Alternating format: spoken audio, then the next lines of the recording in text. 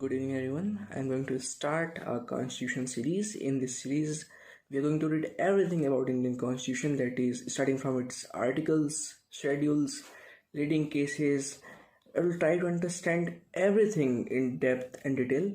So, before starting the Constitution in detail, let's try to understand the background of the Indian Constitution, that how this Constitution actually came into existence.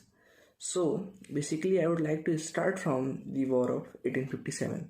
The War of 1857, which is also known as the First War of Independence. Before that particular war, what actually happened was the administration of India was actually in the hands of the East India Company.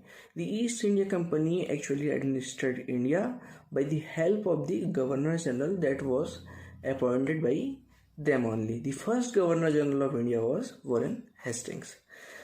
So what basically happened was that after the War of 1857, the British Crown realized that the East India Company is too small a group, too small a troop to administer a huge body, a huge country like India, which at that point of time even comprised of the Burma and Eden.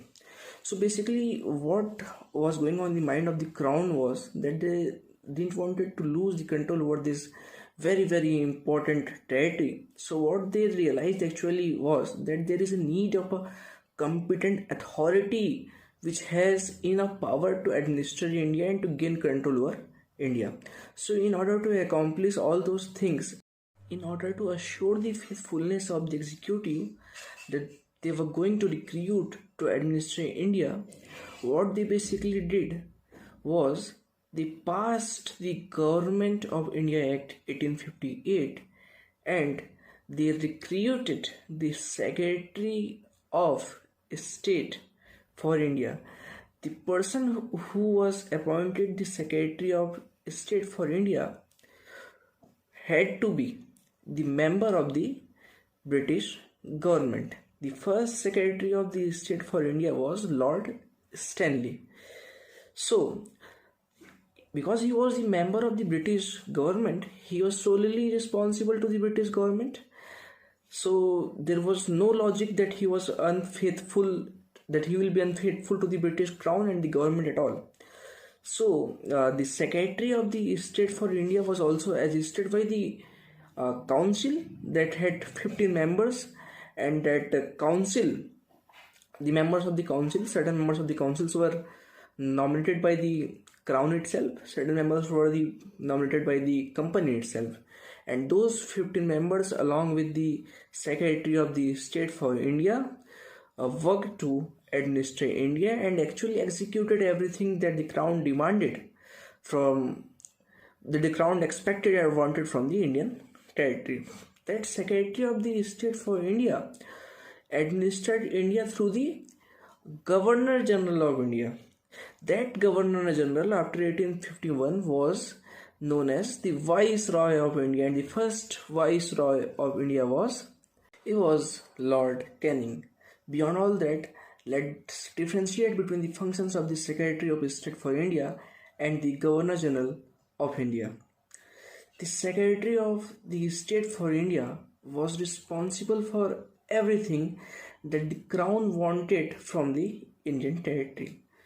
All the functions which were related to the policy making, either in the field of economics, either politics, either executive functions, all the planning was done by the Secretary of State for India. He owned superintendence, direction and control over the territory of the India. The Secretary of the State of India actually gave instructions to the Governor General of India that what he expects from the Governor General and what he has to do, and basically the Governor General was responsible for the implementations of everything that the Crown wanted through the Secretary of State for India. The Governor General had every power in every sphere, either in the sphere of politics, military, economic affairs, civil affairs. He had every power to administer everything and basically was the superintendent of everything in the sphere of implementation of things.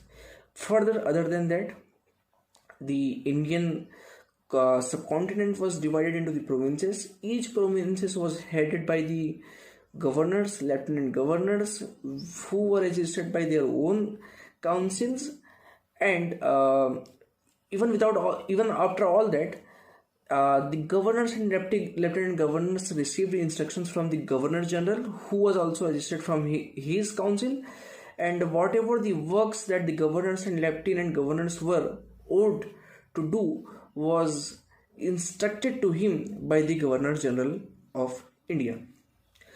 So at the end, what we can say is this document, that is the Government of India Act 1858, can be said as the first document that try to formalize, that try to systemize the Indian administration, and it can also be said as the first document that led to the formation of Indian Constitution. There are also other acts that we will be covering in the subsequent coming videos, and we will be heading towards the formation of Indian Constitution, that how the Indian Constitution was formulated. We will be covering the Constituent Assembly debates as well. Until then, if you found this video interesting, then please like this video and subscribe to my channel. Until the next coming video, goodbye.